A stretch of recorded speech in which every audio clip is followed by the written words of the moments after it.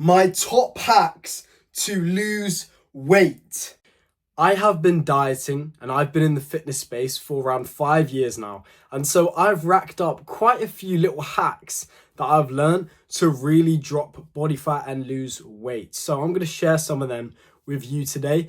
And I really do think if you put in a few of these little small hacks, it will actually cause you to make even more progress. And yeah, these are the little small things that I did to help me make progress and help me drop weight. Now, I lost over 13 kg the last cut I did, so you can say I know what I am talking about, okay?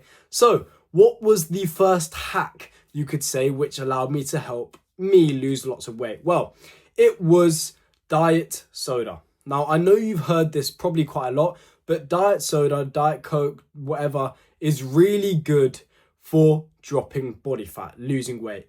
By the way, before I get into this, in my description are two links, one to my aesthetic body course and the other to my one-to-one online coaching. Go and check those out. They will change your life if you actually let them. So, what do I mean by diet soda being a good hack for losing weight? Well, diet soda is really good because of two things. One thing is a lot of them have caffeine in them, and caffeine has clearly been shown to be a good hunger suppressant. Basically, same thing with black coffee. If you drink caffeine, you just don't feel as hungry, right? It's just part of what caffeine does. It just doesn't make you feel very hungry. So your signals for your hunger, they go down basically. Like you could probably go a few extra hours of not eating if you drink a black coffee or if you drink caffeine, because if you drink caffeine, okay, fine in black coffee, also fine in diet soda. So that's one reason diet sodas are also really good. The second reason is because they're quite fizzy and carbonated, right? So when you drink diet soda, it expands your stomach and fills you up quite a lot. So when you drink them, you feel really full, right? And remember, diet soda is 0 calories, okay? Just make sure you know this. Losing weight comes down to calories in, calories out. Everyone knows this. You cannot break the law of thermodynamics, okay? If you eat more calories than you expend, you will gain weight. If you eat less calories than you expend, you will lose weight, okay? So drinking diet sodas are very good for weight loss because they are 0 calories and they keep you feeling full. The reason most diets actually end up failing, or 95% of diets actually fail, is because most people just get hungry on their diet. And when you are hungry, you go eat, okay? And when you are hungry, you usually overeat and you eat the processed foods and then you binge and then the whole diet feels like it's over, right? So we want to try our best to not feel very hungry when we're on our diet. And the best way to do that is through caffeine in the diet sodas. But I'm going to merge caffeine and diet sodas together. So black coffee is included in this. Drink black coffee, drink diet soda, okay? It's really good. It's going to suppress your hunger a lot. And remember, 0 calories in black coffee, 0 calories in diet soda, or negligible calories, okay? If, like, for the majority of people, I say this quite a lot, for the majority of people, if they just switched from drinking full fat Coke to diet Coke, they would lose loads of fat. Like, they could get to their dream weight, right? Not even by dieting in a sense, literally just going from full fat soda to diet Coke or diet soda. Crazy to think. People have dropped 50, 100 pounds just from doing that switch. So yeah, if you are still being an absolute lunatic and drinking full fat diet Coke instead of diet Coke, full fat Coke instead of diet Coke, you are insane. They taste basically the exact same, much less sugar, much less calories. And yeah, you can drink as much as you want and it's not going to be bad for you. I know a lot of people, again, think diet soda is really bad for your health, but there is so much research on artificial sweeteners and they are finding them to be completely and utterly safe. So do not worry, they're not carcinogenic and you are not going to get crazy diseases from diet Coke. Drink as much as you want if it means you make more progress to your goals. Remember, it's probably more healthy you drinking the diet Coke because it means you're not going to be in a calorie surplus because you're having less calories. And that means you're going to be losing weight, which is actually more healthy because you're going to be putting a good body fat percentage in the end, which means you're probably adding years to your life. So stop believing diet soda is bad for you. It's not. People just say that because they see one study that basically says stupid things. Don't listen to everything you see on the internet, okay? Diet soda, heavily researched, it is okay. What is the second hack I would suggest to losing weight? Well, it is eating as much high volume, not calorie dense foods. What do I mean by this? Well, I mean eat the foods that are not very calorically dense, but you can eat a lot of. So say you go and have a meal, right? You go and have, let's say, a normal, usual bodybuilder meal. You have like mincemeat and rice, okay? The meal comes out to say 500 calories, right? You eat it, you have a bit of low calorie hot sauce, that's great, right? But you still will feel quite hungry because there's not that big of a portion. But what you could do is you get a really big bowl out, put that white rice and that meat mince into it, put the hot sauce on, and then just put loads and loads and loads of like lettuce and leaves, etc., and vegetables. And it makes the meal 3, 4, 5 times bigger, meaning you're expanding your stomach when you're eating it. You are getting really full up and you're not getting loads of the calories. So it might add an extra 100 calories, but it makes you feel 2 times as full. That is very good. We want to feel full when we are dieting, because if we don't, we feel hungry, then we are going to overeat. So yeah, eat these low calorically dense foods, right? High volume. You can eat a lot of it and you won't get fat because they're low in calories. So that is usually vegetables. So eat a lot of vegetables, okay? Eat a lot of fruit. So if you're going to go and have Greek yogurt, maybe just pile loads of fruit into it that's low in calorie. Or if you're going to go have a nice meal, just put loads and loads of vegetables with it. It will make you feel full up. Remember, your stomach isn't that smart, okay? The brain is up here. It's not in the stomach, right? So if your stomach is getting expanded, it doesn't really think about the calories, right? It just thinks about, oh, okay, there's lots of food in my stomach. Okay, we need to stop eating. We need to send the signal saying we're full now, right? So the stomach starts stretching out because we're eating lots of vegetables, eating lots of high volume, low calorically dense foods. And then we get the signals that we're full, right? So don't think of it in the sense that, oh yeah, but it's still only 600 calories. Your stomach doesn't really know that. It just knows we are full up, we're done eating, right? So every meal you have, just pile loads of vegetables with it. Really good for your health. You can make them taste really good. You can try different ways of cooking them, etc. Make them taste really good, and then just feel full up. And it's going to be great. You're going to be much less likely to overeat, and life is going to be great. Now, another little hack that I used myself to lose weight is drinking water when you're eating your meals. So this kind of, I would attach this onto the last one as well when it comes to like stretching out the stomach. So when you're eating, you want to feel full up, all right? So the best way to do that, because a lot of the time people just chow down their food really fast and their body doesn't have it cannot produce a signal fast enough to say, oh yeah, we're full now, right? You finish the meal and you're still hungry. So what we want to do is every time you go and have a bite of your food, right? Have the bite, enjoy it, then have a sip of water. And once you finish the meal, you might have drank maybe 500 milliliters, 600, 700, a litre of water, and your stomach feels a lot more full up and stretched. And you know what? And I feel a lot more full. I'm not actually that hungry and I feel good. So for me personally, whenever I don't do this, I feel like I could eat another 2 meals. But once I have the water and the food together, it stretches out my stomach. It makes me feel full up, right? Pause. It sounds crazy. Makes me feel full up and it makes me not want to go and overeat. Okay, so that's just a little side hack that I think will be good if you are trying to drop body fat. Now, and remember, all of these little hacks, they don't just burn fat, right? They don't just magically make fat disappear and allow you to lose weight. They are just little hacks you can implement to make sure you stay in your calorie deficit, okay? These little hacks will mean you don't overeat and you don't fall into a calorie surplus.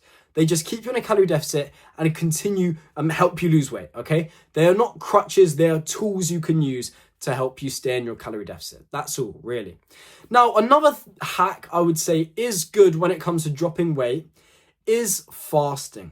Now, listen, fasting is not optimal. It is not the best thing you could do if you want to maximize muscle growth. Muscle growth, you want to be having around 5 meals a day with protein in every single of those meals. But when you're in a diet, when you're cutting, times get tough, okay?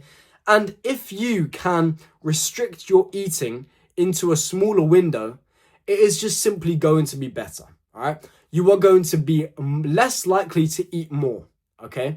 So what you could do is maybe in the morning, say you're not very hungry in the morning, then maybe you shouldn't be eating much in the morning. Maybe you should save your calories for when you actually get hungry in the evening. So maybe in the morning, just have, I don't know, a coffee, Yeah, a black coffee it fills you up, makes you feel fine. You know, you can work normally, whatever. Everything's great, you're productive, and you don't feel very hungry, right? So spend your calories later in the day when you actually are hungry. And then you could maybe get to 12 o'clock and you're still not that hungry. And if you are getting a bit more hungry, you can maybe have a diet soda. Then that could bring you to around 2 o'clock. And then you've got 2 till, I don't know, whenever you go to bed to eat all your calories. It just means it's a smaller window for you to eat, which is good because it means you'll be less likely to overeat, because there's only so much food you can eat in a smaller window, right? If you've got the whole day to eat, then you're more likely to eat more. But if you've got a smaller window, you're going to feel more full up because you're eating more calories in a smaller period of time. So I think that is a good way. If you are finding it difficult to lose weight, it could be good for you, okay? It's not that fasting it like causes the growth hormone to increase or anything like that. That's not really that true. It's pretty negligible, not a crazy thing that does really. But I think it would be good for restricting your food into a window so you can't eat too much, okay? You don't have to do it. You can lose weight without fasting, obviously. I just think it would be a good hack you could implement if things aren't going amazing and you can't lose that much weight. Now, another hack I have for you when it comes to losing weight is a bit more of a long-term hack. And this one is building muscle. Now, before you click off and you're going, oh, I can't bother to do all that, let me just quickly explain what building muscle can actually do. Building muscle can help you stay lean for the future. So basically, muscle boosts your metabolism, okay? The more muscle you have, the more calories you burn, because your body requires energy to keep this muscle on you, right? So say, you've got 30 pounds of muscle on you, that's an extra like 500, 600 calories you're going to be burning every single day. And that is just meaning you're going to be able to eat more food, which is good. You want to be able to eat more food, right? And not gain weight. And it just means you're going to be in a bigger deficit. If you're trying to diet, you've got more muscle, it's going to be easier for you because your muscle also burns more calories. Your metabolism is much faster. So that's a nice long-term hack for you. Build as much muscle as you can. Get into the gym. Make sure you get high protein and train hard. Build muscle over the years, and it means later down the line, if you do get a bit pudgy, it will become easier to lose it because your metabolism is faster, okay? Just a little side one, long-term one you can think about, okay? But the last hack I would say is very important when it comes to losing weight. It is, so far, before I say it, we've gone through eating quite voluminous food, so low-calorie voluminous foods. Then diet sodas, caffeine, really good. Fasting, also really good if you are struggling when it comes to losing weight. Then also, what was the last one I just said? I forgot now. Anyway, the one I just said. And the last one I would say is try to restrict processed foods as much as possible. Let me explain. You can eat the processed foods sometimes, okay? It's okay, right? It's not going to destroy your progress if you're remaining in your calorie deficit. If you track your calories, you can eat as much junk food as you want. If you're in your calorie deficit, you're going to lose weight, right? But the problem with processed foods is they are the opposite of the foods I was describing before that are high in volume and low in calories. They are quite low in volume and really high in calories. And what it means is you can eat a lot of it and not feel very full up, right? So eating cleaner foods, whole foods, one ingredient foods are better because I don't want to say they're more healthy, but like they're just better for losing weight because they make you feel more full up.